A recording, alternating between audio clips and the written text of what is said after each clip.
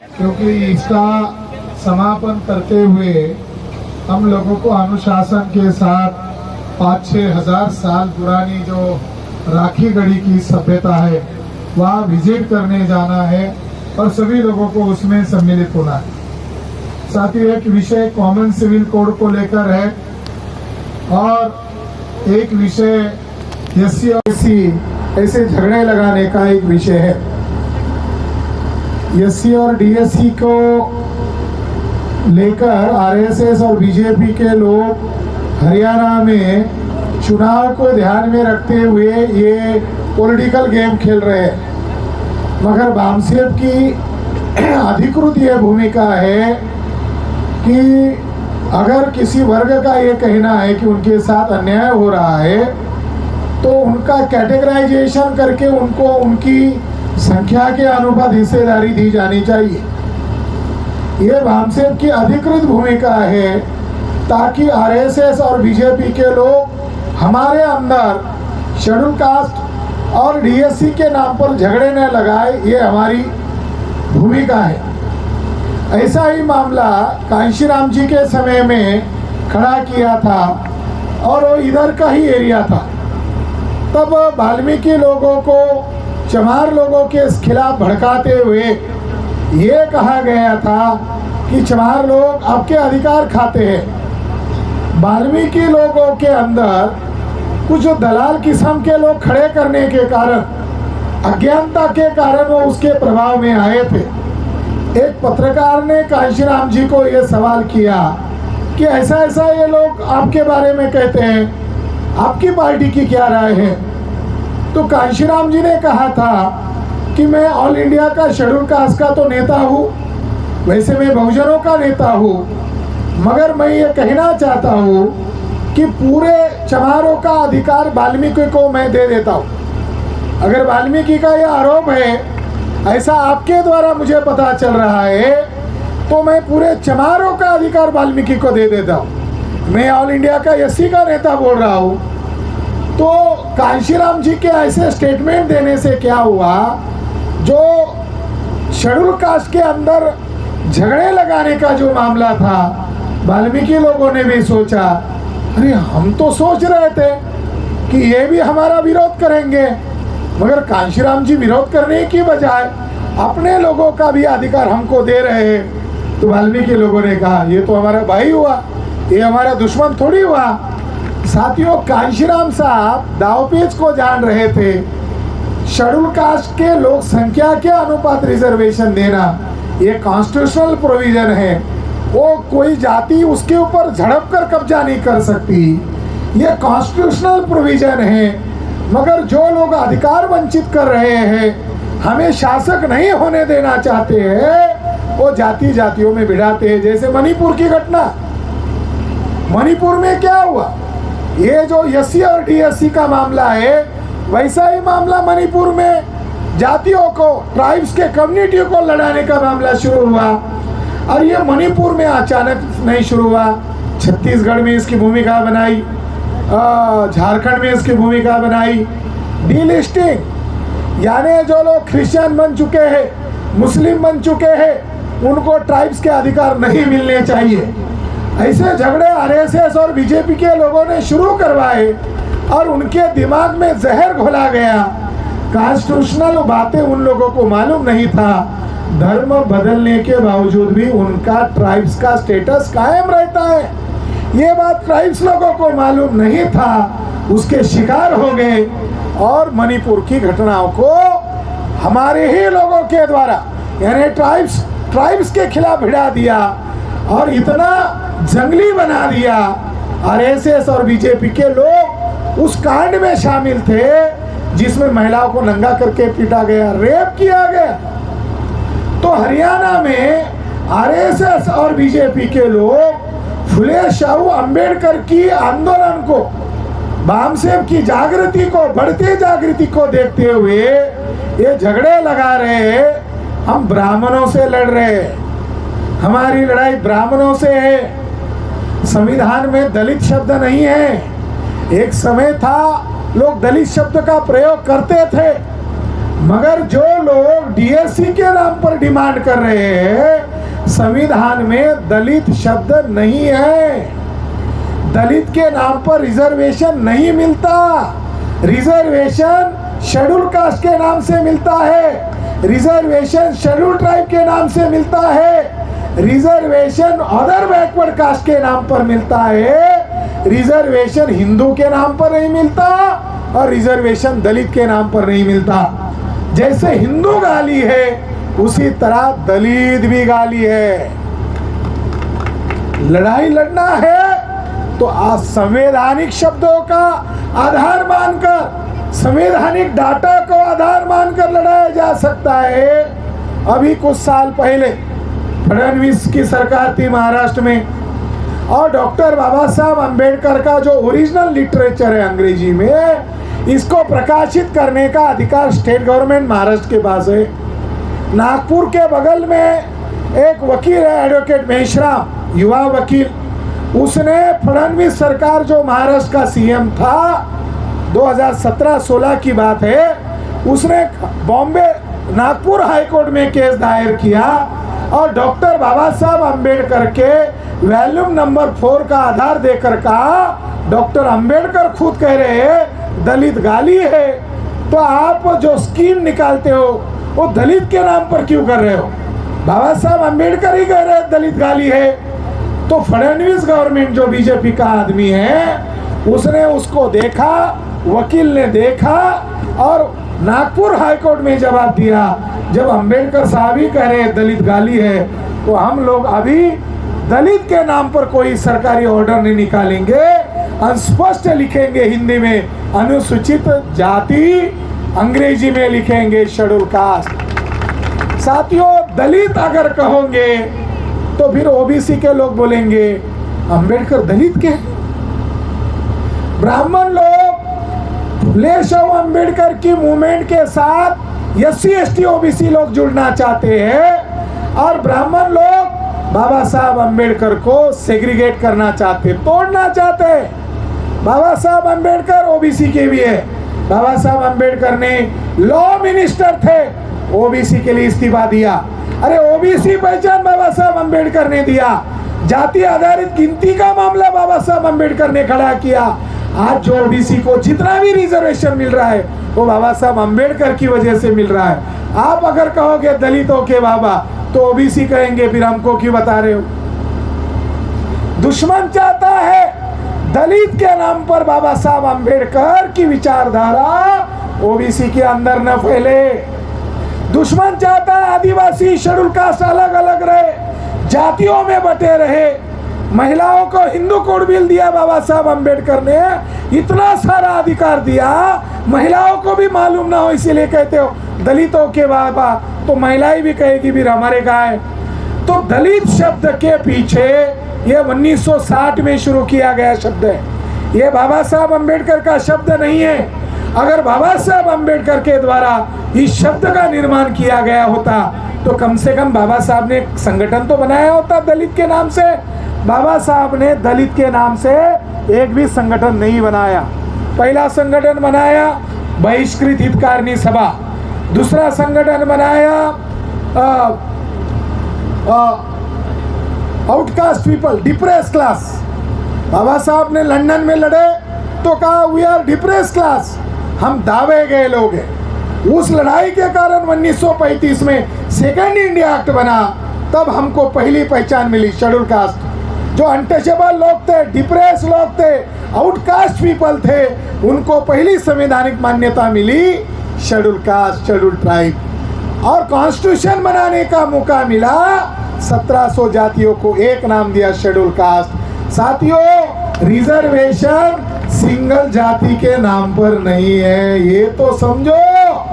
Spirit of constitution, संविधान क्या कह रहा है, आप क्या सोच रहे हो? आपके जो दलाल प्रायोजित नेता है उनको संविधान की एबीसीडी मालूम है? संविधान में लिखा हुआ है रिजर्वेशन चमार के नाम पर नहीं है, रिजर्वेशन वाल्मीकि के नाम पर नहीं है, रिजर्वेशन दुसाद के नाम पर नहीं है। 1700 जातियां है, जातियों के नाम पर रिजर्वेशन नहीं है। समूह के नाम पर रिजर्वेशन है, शेड्यूल कास्ट। अरे तुम लड़ा रहे हो ब्राह्मण लोग, और इसलिए इस षड्यंत्र को समझना होगा। अब रिजर्वेशन कितना बचा हुआ है? रिजर्वेशन 1991 में कानून बनाकर, एलपीजी का कानून बनाकर अब लगभग खत्म कर दिया है। लॉकडाउन में हजारों कंपनियों को भेज दिया है। अब सरकारी उद्योग कंपनियां न के बराबर है।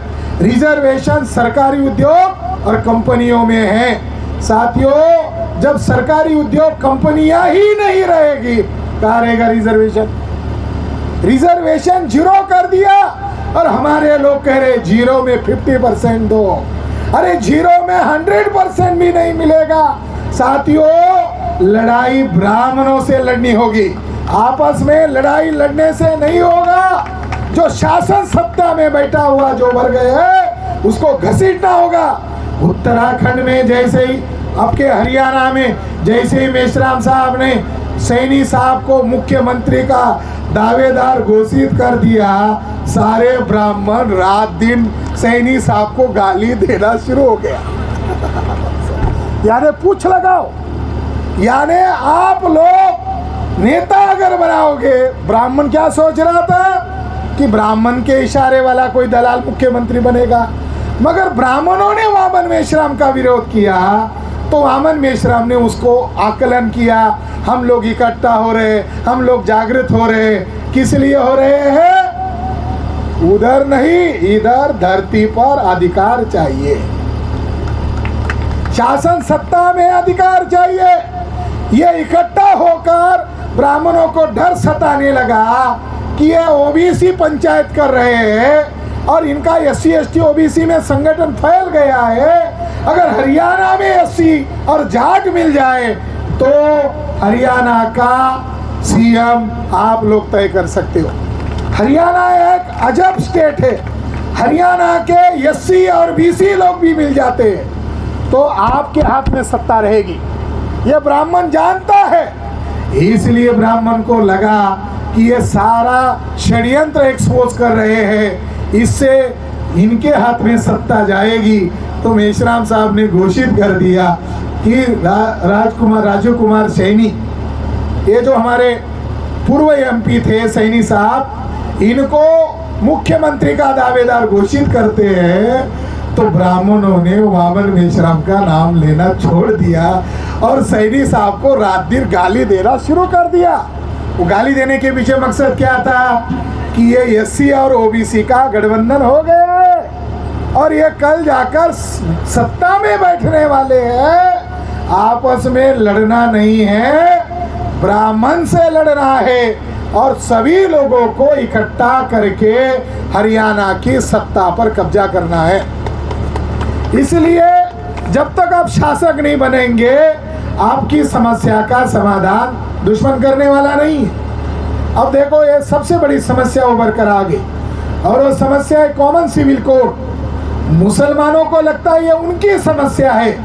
कॉमन सिविल कोड के बहाने आरएसएस के लोग आदिवासियों को हिंदू बनाना चाहते हैं। आदिवासी लोग प्रकृति को पूजने वाले लोग हैं।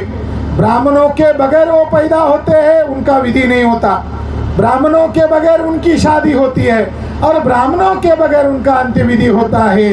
ब्राह्मण धर्म आदिवासियों पर लागू नहीं है, तो ये बात आदिवासी लोग जानते हैं। मगर आरएसएस 2025 में हिंदू राष्ट्र बनाना चाहते हैं, तो आरएसएस ने घोषित किया था जनगणना में आदिवासियों को हिंदू लिखेंगे।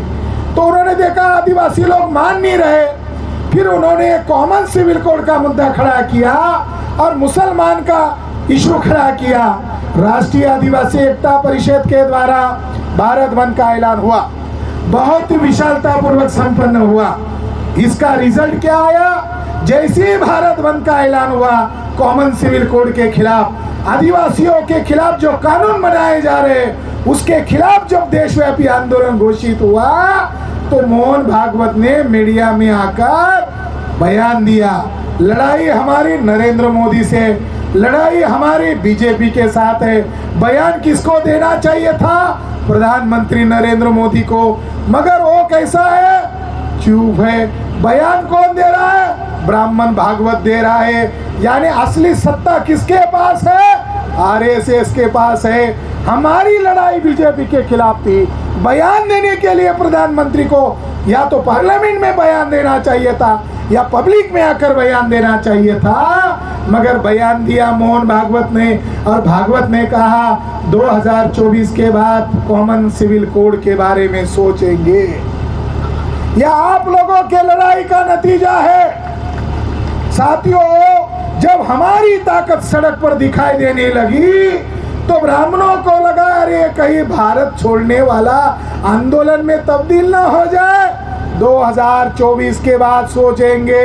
और बयान में भागवत ने कहा कि कॉमन सिविल कोड आदिवासी बैकवर्ड कास्ट को लेकर नहीं है, कोई लोग भ्रम फैला रहे हैं। वास्तविक मामला मुसलमानों की जनसंख्या को नियंत्रित करने के लिए है। मोहन भागवत बयान दे रहा है। मोहन भागवत ने फिर उसकी दिशा भटका दी मुसलमान के खिलाफ। साथियों, पार्लियामेंट के अंदर, हाउस के अंदर अल्पसंख्यक मिनिस्ट्री की मंत्री है, ये जो मोदी के समर्थन में आती है, खड़ी होती है, ईरानी। ये शाह टाइटल देखो, ये मुसलमान के खिलाफ है और अलग अलग जिलों के नाम बदलते। आपके हरियाणा में एक गुरुग्राम कर दिया और गुरुग्राम का संबंध एक अंगूठा काटने वाला, अंगूठा काटने वाले इसके साथ द्रोणाचार्य के साथ लगा दिया। जिले के नाम बदल रहे हैं, राज्यों के नाम बदल रहे हैं। साथियों, बीजेपी वालों ने पहले अपने नेताओं के नाम दुरुस्त करने चाहिए। ईरानी शब्द कहाँ का है? क्या संस्कृत का है? वो तो ईरान उधर का शब्द है। पहले तो वो ईरानी जो मैडम है, एक्टर है, वो बहुत बड़ी, वो नेता नहीं है, बहुत बढ़िया एक्टर है। नरेंद्र मोदी भी बहुत बड़े एक्टर है। वो आरएसएस के फैक्ट्री में उनको अभिनेता बनना चाहिए था, वो गलती से नेता बने हुए हैं। ईरानी टाइटल बदलाओ।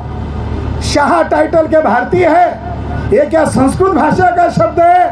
ये टाइटल बदलो पहले, बाद में सोचो। साथियों, स्मृति ईरानी को सवाल पूछा, भारत में मुसलमानों की कितनी संख्या बढ़ी है? नई जनगणना के अनुसार आंकड़े बताइए। स्मृति ईरानी ने पार्लियामेंट के अंदर जवाब दिया कि मुसलमानों की 2021-22 की जनगणना के अनुसार मुसलमानों की वर्तमान में पॉपुलेशन है 19 करोड़ 50 लाख। मुसलमानों के वर्तमान आंकड़े भारत सरकार के अनुसार 19 करोड़ है। और आगे उसने जवाब दिया 2011 की जनगणना में 17 करोड़ थे। यानी 2017 और 2023 के बीच में, 2011 और 2023 के बीच में कितने बड़े हैं? तो उन्होंने जवाब दिया न के बराबर बड़े हैं। यानी 2011 में जितना पॉपुलेशन मुसलमानों का था उतना ही पॉपुलेशन 2023 में है। मामला जनगणना, मामला मुसलमानों की आबादी बढ़ाने का नहीं है, मामला अल्पसंख्यक ब्राह्मणों का 2024 में चुनाव जितवाने का मामला है। 3.5% ब्राह्मण गांव का प्रधान नहीं चुन सकता, देश की पार्लियामेंट का प्रधान कैसे चुन सकता है? तो ये धार्मिक ध्रुवीकरण करने का मामला है। और ये षड्यंत्र को माननीय मेश्राम साहब ने समझा और जब भागवत के मुंह पर लात मारा भारत बंद के द्वारा, तब भागवत ने मुंह खोला 2024 के बाद करेंगे। ये लड़ाई लड़ने का नतीजा है। वो आदिवासियों को हिंदू बनाना चाहते हैं, आदिवासी हिंदू नहीं है। शेड्यूल कास्ट के लोगों को हिंदू बनाना चाहते हैं, शेड्यूल कास्ट हिंदू नहीं है। अछूत लोग हिंदू कैसे हो सकते? आदिवासी लोग हिंदू कैसे हो सकते? शूद्र लोग हिंदू कैसे हो सकते? हमारे लोग जब ये बातें कर रहे हैं तो ये क्षत्रिय लोग कह रहे हैं क्षत्रिय भी हिंदू नहीं है। क्षत्रिय लोग कह रहे हैं कि हम हिंदू नहीं है, तो क्षत्रियों को ब्राह्मण पूछ रहे हैं अरे वो लोग बोल रहे हैं तुम क्यों बोल रहे हो? वो लोग बोल रहे हैं तुम क्यों बोल रहे हो? तो क्षत्रियों ने कहा पंडित जी, हिंदू शब्द रामायण में मिलता है क्या? महाभारत में मिलता है क्या, गीता में मिलता है क्या, शिव पुराण में मिलता है क्या, विष्णु पुराण में मिलता है क्या? तो उसने कहा नहीं मिलता है, फिर भी मत बोलो। एक क्षत्रियो को एक ब्राह्मण ने फोन किया, शैलेंद्र सिंह को फोन किया, और पंडित ने क्षत्रियो को कहा तुम वामसेप वालों के साथ बैठ कर तुम विरोध कर रहे हो, तुम्हें मालूम है क्या कर रहे हो तुम? अरे वामसेप वाले सही बोल रहे हैं, ब्राह्मण विदेशी गलत कहा बोल रहे हैं, वो एकदम सही है, मगर हम उसको टीवी पर नहीं दिखा रहे, हम उसको अखबार में नहीं दिखा रहे। वो बोलते रहे, पंडित ने कहा वो बोलते रहे, मगर बात सही कह रहे हैं। तुम उनको साथ देकर वैदिक धर्म को क्यों खत्म कर रहे हो? उसने कहा हिंदू धर्म नहीं, वैदिक धर्म को क्यों खत्म कर रहे हो? तुमको हमारे साथ खड़ा होना चाहिए, तुम्हें इंडिविजुअल क्या लगता हम देंगे। साथियों, क्षत्रियों को भी समझ में आ गया, पार्लियामेंट में ब्राह्मणों का कब्जा, ब्यूरोक्रेट्स में ब्राह्मणों का कब्जा, जुडिशरी में ब्राह्मणों का कब्जा, मीडिया में ब्राह्मणों का कब्जा। क्षत्रियों को भी समझ में आ गया, क्षत्रियों की आँख खुल गई, कल जाकर वैश्यों की खुलेगी। अकेला कौन बचेगा? ब्राह्मण बचेगा। हिंदू शब्द गाली है। कौन कह रहा है? स्वामी दयानंद सरस्वती। स्वामी दयानंद सरस्वती ने सत्यार्थ प्रकाश में पेज नंबर 81 पर लिखा, हे आर्य ब्राह्मणों, तुम अपने आप को हिंदू मत कहो, क्योंकि हिंदू मुगलों द्वारा दी गई गाली है, जिसका अर्थ होता है काला, चोर, डाकू, गुलाम, नीच, कपटी, छली। अरे एक भी ब्राह्मण स्वामी दयानंद सरस्वती के इस किताब पर एफआईआर क्यों नहीं कर रहा है? इस किताब पर पाबंदी की बात क्यों नहीं कर रहा है? साथियों, उस समय चुनाव नहीं थे।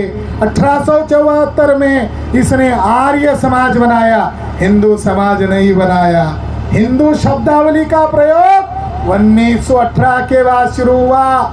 जाट लोग हरियाणा में सिख बनने लगे, क्योंकि इनको अधिकार वंचित किया जा रहा था, तो इधर आर्य समाज लाया गया। जाट लोगों का विरोध करने के लिए आर्य समाज लाया गया। आज जाटों की आंखें खुल रही है कि ब्राह्मण लोग कैसे हथकंडे अपनाते।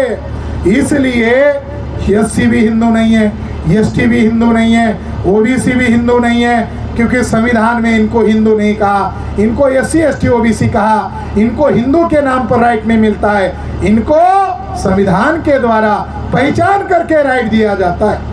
आप लोगों को बात समझ में आ रही होगी, मगर राखी गढ़ी के लोग हैं, आज पहली बार इस कार्यक्रम में आए, शायद उनको ये बात कितनी समझ में आ रही होगी मुझे मालूम नहीं। एक छोटा उदाहरण देकर उनको समझाता हूँ। एक आदमी नागपुर में एक दुकान पर गया, दुकानदार का नाम था मोहन भागवत। वहाँ नागपुर में एक आदमी एक दुकान में गया, और दुकानदार जो था उसका नाम है मोहन भागवत, और उसके दुकान का नाम है हिंदू जनरल स्टोर,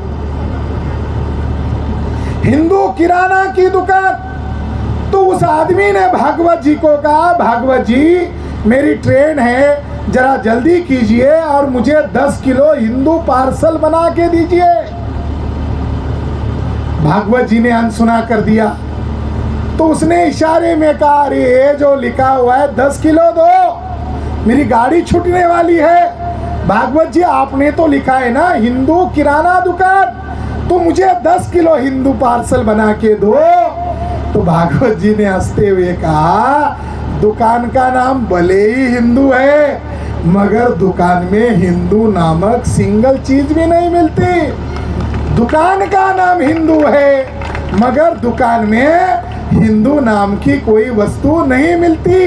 तुम सिगारेट पीना चाहते हो, सिगारेट मिलेगा, ठंडा पीना चाहते हो, ठंडा मिलेगा, गरम चाहते हो, गरम मिलेगा, अचार चाहते हो, चावल चाहते हो, अनाज चाहते हो, सब कुछ मिलेगा, मगर हिंदू नामक दुकान में हिंदू नहीं मिलेगा। ये हिंदू का प्रचार कर रहे हैं, मगर भारत में 6500 जातियों के टुकड़े में बटा हुआ आदमी मिलेगा, मगर हिंदू नामक कोई व्यक्ति नहीं मिलेगा। ये हिंदू जाल है, हिंदू षड्यंत्र है। अल्पसंख्यक ब्राह्मण प्रजातंत्र में भिखारी है और जिनको 6,500 जातियों के टुकड़े में बांटा वही लोग इस देश के वास्तविक शासक हैं। आप लोगों के पास वोट के अधिकार है, ब्राह्मणों के पास वोट नहीं है। वो वोट के लिए भीख मांग रहे, लोग उनको वोट देना नहीं चाहते। फिर ब्राह्मणों ने योजना बनाई, मुसलमान के नाम से चर्चा शुरू की और SC ST OBC को मुसलमान का नाम ले लेकर धार्मिक ध्रुवीकरण किया। पिछले 70 साल के आज़ादी में 65,000 फसाद किए और धार्मिक ध्रुवीकरण करके अल्पसंख्यक ब्राह्मण देश की गद्दी पर बैठा। इसलिए कॉमन सिविल कोड, ये कॉमन सिविल कोड नहीं है, भारत को हिंदू राष्ट्र बनाने का षड्यंत्र है। हिंदू राष्ट्र बनने से जाटों को रिजर्वेशन मिलेगा? जाटों को सवाल पूछो, अगर हिंदू राष्ट्र बन जाता है क्या जाटों को रिजर्वेशन मिलेगा? क्या मराठों को रिजर्वेशन मिलेगा? क्या गुजरात के पटेलों को रिजर्वेशन मिलेगा? नहीं मिलेगा, उनकी लाशें बिछाई जाएगी। साथियों, हिंदू राष्ट्र नहीं है, ये ब्राह्मणों का गुलाम राष्ट्र है। ये हिंदू राष्ट्र नहीं है। साथियों, इस देश में कानून है, इस देश में व्यवस्था है। आज हम हिंदू बोले तो हरियाणा की सरकार को बुरा लगता है, ब्राह्मणों को बुरा लगता है। मालूम है आपको, कुरुलकर नामक एक RSS का बंदा जो साइंटिस्ट है, ये जो लोग आज चांद पर हमने तीर मारा, चांद पर भारत ने इतनी आज़ादी की, लोगों को रोटी नहीं मिलती है, मगर चांद की विजय की फतेह की बात करते हैं। भारत का सबसे बड़ा साइंटिस्ट ब्राह्मण कुरुलकर नामक पुणे का ब्राह्मण, इसने पाकिस्तान को भारत सरकार के पास कौन कौन से आधुनिक हथियार है, कौन कौन सी योजना है, कौन कौन सा गुप्त प्लान है, ये पाकिस्तान को भेज दिया। औरत को देखकर भेज दिया। ऑनलाइन केवल हाय हेलो हो गया, पाकिस्तान की औरत को उसने जानकारी भेज दिया। अरे तुम लोग जानकारी भेजते हो देश को गुलाम बनाने के लिए, तुम क्रेडिट ले सकते हो। चांद पर, जैसे कोई चांद पर मोदी गया था, क्रेडिट लेने की इनकी सिस्टम क्या है? पहले जानवरों की गिनती किया, OBC की नहीं किया, OBC की गिनती नहीं किया, OBC को मालूम नहीं, मगर प्रधानमंत्री को मालूम हो गया चीते कम हैं। चीते अफ्रीका से लाए, वो भी यंग थे, उनके पास बच्चे नहीं थे, उनको लगाए मर न जाए, इसकी प्रजाति बढ़ानी चाहिए। फिर चीते को नर मादा को इकट्ठा कर दिया। कुछ दिनों के बाद मीडिया वाले टट्टी कैसा कर रहा है, गोश्त कैसा खा रहा है, रात दिन दिखा रहे। 2-3 महीने के बाद खबर आ गई कि मादी प्रेग्नेंट है और ये सारा क्रेडिट नरेंद्र मोदी को है। बड़ा गजब का मामला है। ये भी क्रेडिट तुम लेते हो। चांद पर मोदी गए जैसे क्रेडिट ले रहे, जैसे चांद पर मोदी गए। चीता मादी बच्चा पैदा करने वाली, क्रेडिट मोदी को। चांद पर गए, क्रेडिट मोदी को, यानी गिरे भी तो। साथियों, ये लोग, इनका स्वाभिमान नहीं है, ये भारत के लोगों को मूर्ख बना रहे हैं। इसलिए हिंदू राष्ट्र के संदर्भ में भारत सरकार, इनके पास गृह विभाग है, इनके पास IB विभाग है, असली टेररिस्ट लोगों को नहीं पकड़े। टेररिस्ट लोग देश को चला रहे हैं। लेफ्टिनेंट कर्नल प्रसाद पुरोहित कौन है? गली का आदमी है, लेफ्टिनेंट है। उसने क्या किया? एक ही जगह बम ब्लास्ट किया। उसने क्या किया? फरीदाबाद में गुप्त मीटिंग की और गुप्त मीटिंग में उसने ऐलान किया बम ब्लास्ट करना मकसद नहीं है, इस देश में ब्राह्मणों का राज लाना है। और जब तक राज नहीं आएगा, जब तक भारत का संविधान खत्म नहीं होता है। भारत का संविधान खत्म करने के लिए हम देश में अंतर्गत गुप्त कांड कर रहे, ऐसा उसने गुप्त मीटिंग में कहा। उसने सब स्पष्ट शब्दों में कहा, we will fight this nation, we will fight this constitution. Because this nation is not ours. इसका सीधा हिंदी में अर्थ होता है, ब्राह्मण आतंकवादियों को बोल रहा है भारत हम ब्राह्मणों का नहीं है, इसलिए भारत के खिलाफ और भारत के संविधान के खिलाफ हमें काम करना होगा। जो लोग इस देश के साथ वफादार नहीं है, उस लेफ्टिनेंट कर्नल प्रसाद पुरोहित के खिलाफ महाराष्ट्र एटीएस के करकरे ने राष्ट्रद्रोह का मुकदमा दर्ज करवाया। आज अमित शाह ने पार्लियामेंट के अंदर राष्ट्रद्रोह का मुकदमा ही रद्द करवा दिया। जो आरएसएस के आतंकवादियों के खिलाफ राष्ट्रद्रोह का मुकदमा दर्ज है, ऐसा लग रहा है वो केस तो बंद नहीं हुई। करकरे को भले ही मार दिया हो, मगर मालेगांव बम ब्लास्ट की केस तो रद्द नहीं हुई। तो ऐसे 50 ब्राह्मण हैं आरएसएस के जिनके ऊपर राष्ट्रद्रोह का मुकदमा दर्ज है। नरेंद्र मोदी और अमित शाह ने क्या तीर मारा, जो राष्ट्रद्रोह का मुकदमा था वही रद्द कर दी। तो साथियों, ब्राह्मण लोग इस देश के साथ वफादार नहीं हैं, वो संविधान को बदलने की बात कर रहे। वो डेक्कन कॉलेज का वसंत शिंदे है, रिटायर्ड हो गया। डेक्कन कॉलेज का वो आदमी है जो प्रधानमंत्री का सलाहकार है, अध्यक्ष है डेक्कन कॉलेज का। उसने प्रधानमंत्री से बातचीत करके एक प्रिंट मीडिया में आर्टिकल छापा। देवोराय, विवेक देवोराय ब्राह्मण है, उसने लिखा अब भारत का संविधान खत्म कर देना चाहिए। एक आदमी कह रहा है, ब्राह्मण आदमी कह रहा है, और जो प्रधानमंत्री का सलाहकार है जो संविधान के खिलाफ बोलता है उसको राष्ट्रद्रोही के मुकदमे दर्ज हुए हैं। और भारत में बैठी हुई जो सरकार है जो संविधान बदलने की बात कर रहे हैं वो प्रधानमंत्री के सलाहकार है। तो भारत के प्रधानमंत्री का क्या करने का, वो तो ब्राह्मणों के इशारे पर काम कर रहा है। इसलिए हिंदू राष्ट्र के नाम पर ब्राह्मण लोग भारत का संविधान खत्म करके, भारत की चुनाव प्रणाली को खत्म करके मनु का राज लाना चाहते हैं। उन्होंने अपने पत्ते खोल दिए हैं। अब हमें क्या करना होगा, अब हमें बामसेब का देशव्यापी संगठन का जाल खड़ा हो गया है। बामसेब का जो ऑब्जेक्ट है व्यवस्था परिवर्तन करने का, इसलिए जो 90 ऑफशूट विंग है इसका जाल भारत में देशव्यापी जाल बन रहा है। आपको हरियाणा में 90 ऑफशूट विंग का जाल हरियाणा के जिले में, तहसीलों में, ब्लॉक में, गांव स्तर पर खड़ा करना होगा, क्योंकि ये लड़ाई आमने सामने की होगी। 2024 में घोटाला करते हैं, जैसे सत्यपाल मलिक का कहना है। सत्यपाल मलिक एक्स गवर्नर है, राज्यपाल है जम्मू और कश्मीर के, उनका आरोप है। सीनियर जज है प्रशांत भूषण, उनका आरोप है कि नरेंद्र मोदी 2024 के पहले पुलवामा जैसा कांड कर सकती है, भारत में धार्मिक फसाद कर सकती है, हिंसा कर सकती है। वो जो हरियाणा में आया था वो उसका इशारा था। साथियों, हरियाणा में जाट लोग उनके खिलाफ खड़े हो गए, राजपूत क्षत्रिय लोग खड़े हो गए, शेड्यूल कास्ट के लोग खड़े हो गए, माइनॉरिटी के लोग खड़े हो गए। और सबसे ज्यादा भारत में विरोध होता है ब्राह्मणों के द्वारा, वो हरियाणा में होता है। और ब्राह्मण लोग अगर ज्यादा विरोध करेंगे तो हमारी बात भारत के 6 लाख गांव तक जाएगी। ब्राह्मणों को धन्यवाद देते हैं, आज भी उन्होंने हमारा विरोध किया। उन सभ्य ब्राह्मणों का आज भी मैं शुक्रिया अदा करता हूँ। जब ब्राह्मण गाली देते हैं तो हमें हमारे महापुरुष की याद आती है।